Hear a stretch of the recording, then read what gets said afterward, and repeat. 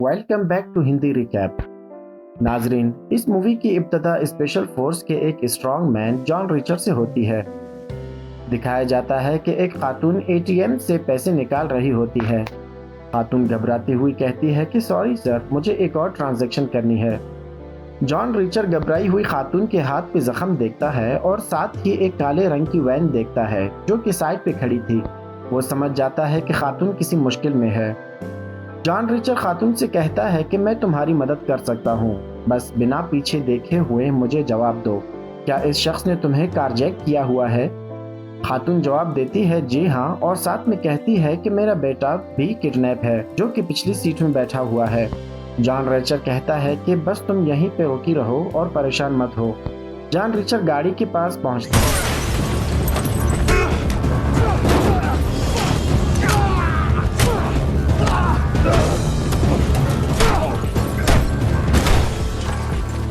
बच्चे को रेस्क्यू किया जाता है।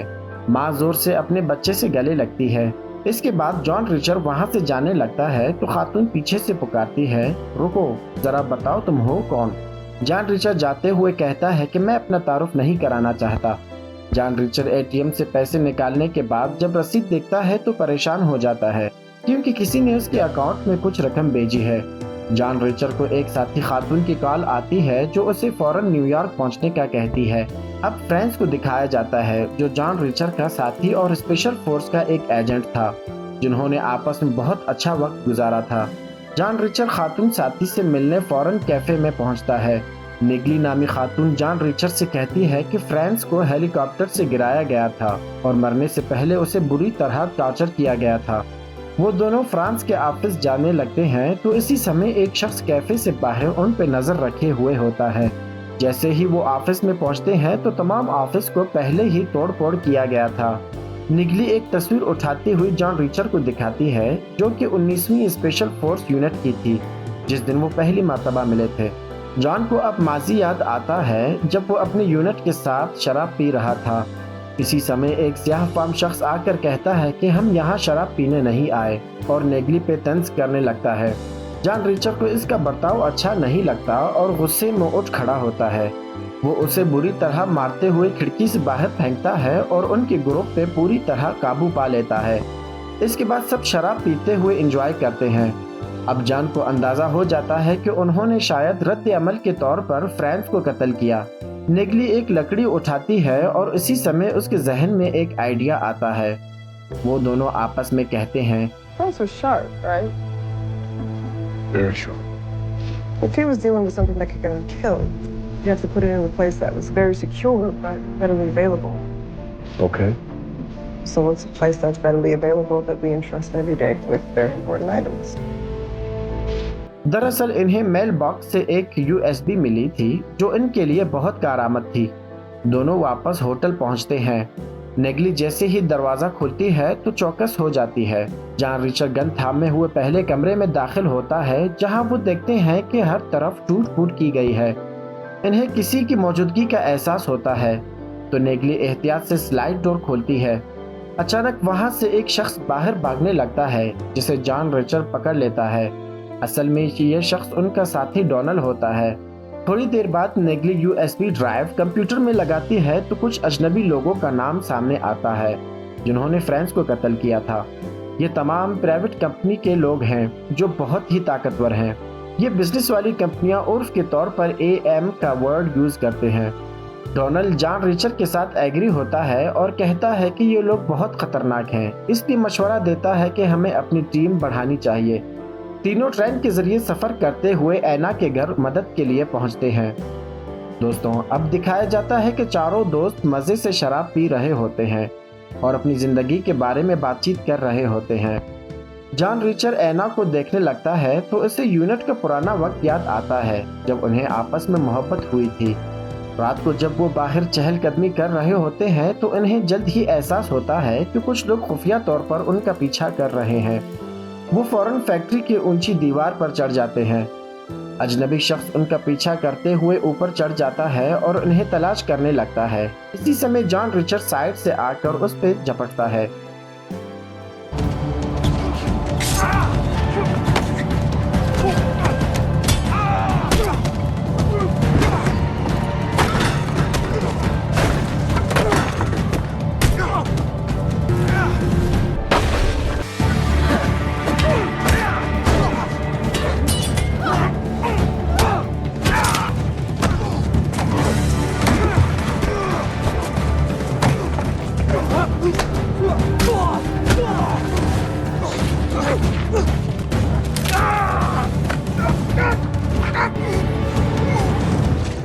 इनसे निपटने के बाद वो कमरे में आते हैं और जॉन अपने पेट पे लगे हुए जख्म को फर्स्ट एड देता है।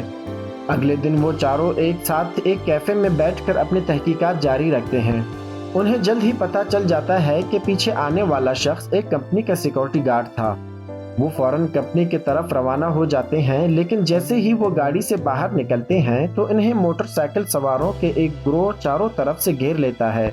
एक शख्स आगे बढ़ते हुए जॉन रिचर्ड से कहता है, अपनी गन हमारे हवाले कर दो। वो उनसे गन और बाकी सामान ले लेते हैं। जॉन रिचर्ड देखता है कि अब इनके साथ कोई रास्ता नहीं। एक शख्स जॉन रिचर्ड के पास आगे बढ़ने लगता है तो उनके बीच जबरदस्त फाइट शुरू हो जाती है।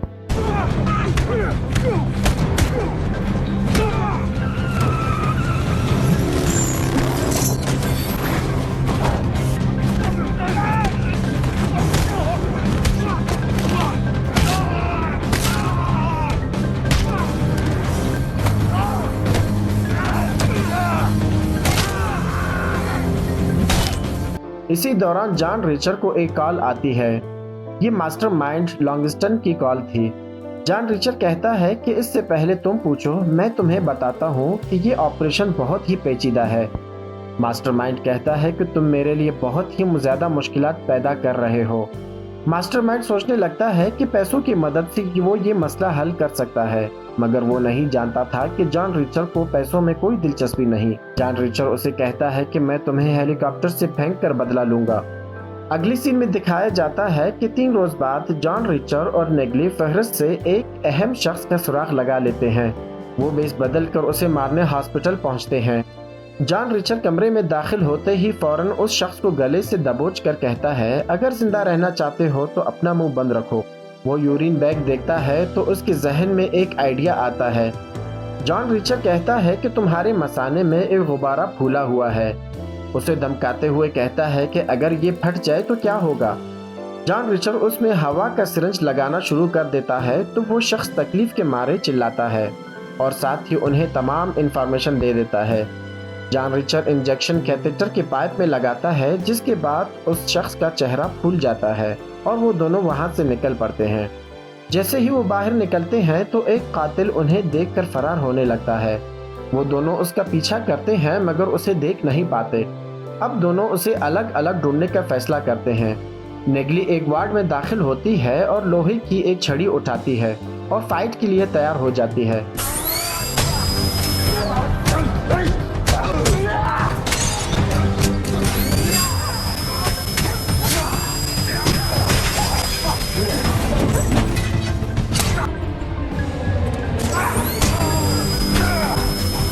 कातिल एक इलेक्ट्रिक आले से नेग्ली को मारने ही वाला था। इसी समय जॉन रिचर्ड अंदर दाखिल होता है और कातिल को कत्ल कर देता है।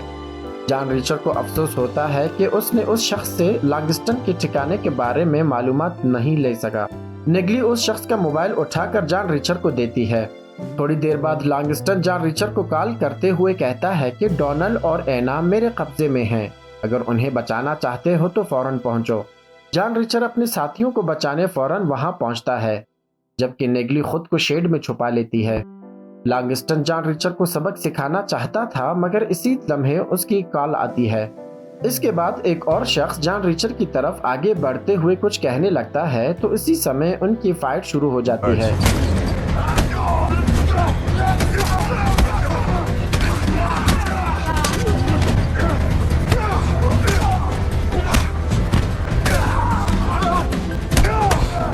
लॉन्गिस्टन गन बुलेट करते हुए जॉन रिचर्ड पे थामता है, क्योंकि वो जान चुका था कि निगली अब भी जिंदा है। वो निगली के बारे में पूछते हुए डोनाल्ड पे गोली फायर करता है। जॉन रिचर्ड के साथ कोई रास्ता नहीं होता तो वो चुपचाप कुर्सी पे बैठ जाता है। लॉन्गिस्टन जॉन रिचर्ड के चेहरे पे एक पंच रसीद करता है और कहता है कि एना और डोनाल्ड को हेलीकॉप्टर में बिठाओ, मैं इन्हें हेलीकॉप्टर से फेंक कर कत्ल करूंगा। इसी समय जॉन रिचर्ड अपने शूज से कील निकालता है और अपने हाथ में बंधी हुई जंजीर खोलता है, जबकि दूसरी जानिब निगली फैक्ट्री की लाइट बंद करती है और मेन गेट को एक बम से के साथ उड़ा देती है। फैक्ट्री में हलचल मच जाती है। लॉन्गिस्टन मौके से फायदा उठाते हुए हेलीकॉप्टर में वहां से फरार होने लगता है तो इसी समय जॉन रिचर्ड दौड़ते हुए हेलीकॉप्टर से चिपक जाता है। लॉन्गस्टन अपने बंदे से कहता है जैसे ही हेलीकॉप्टर ऊंचाई पे हो एना और डोनाल्ड को नीचे फेंक दो, मगर उनसे पहले ही जॉन रिचर हेलीकॉप्टर पे चढ़ जाने में कामयाब हो जाता है। जॉन रिचर लॉन्गस्टन के बंदे को मार कर नीचे गिराता है तो इसी समय लॉन्गस्टन जॉन रिचर को अपने गन से शूट करता है, मगर खुशकिस्मती से निशाना छूट जाती है। जॉन रिचर आगे बढ़ते हुए लॉन्गस्टन को मारने लगा तो हेलीकॉप्टर अनबैलेंस होने की वजह से एना नीचे गिरने लगती है, मगर रिचर फौरन ही स्ट्रेचर को पकड़कर उसे गिरने से बचा लेता है। लॉन्गस्टन जॉन रिचर को मारने लगता है, जबकि एना स्ट्रेचर के बेल्ट्स खोलकर लॉन्गस्टन पे हमला करती हुई उसकी गर्दन पे खंजर मारती है। इसके बाद जॉन रिचर लॉन्गस्टन को मारकर हेलीकॉप्टर से नीचे फेंक देता है। इसके साथ ही इस एक्शन से भरपूर मूवी यहीं पे खत्म हो जाती है।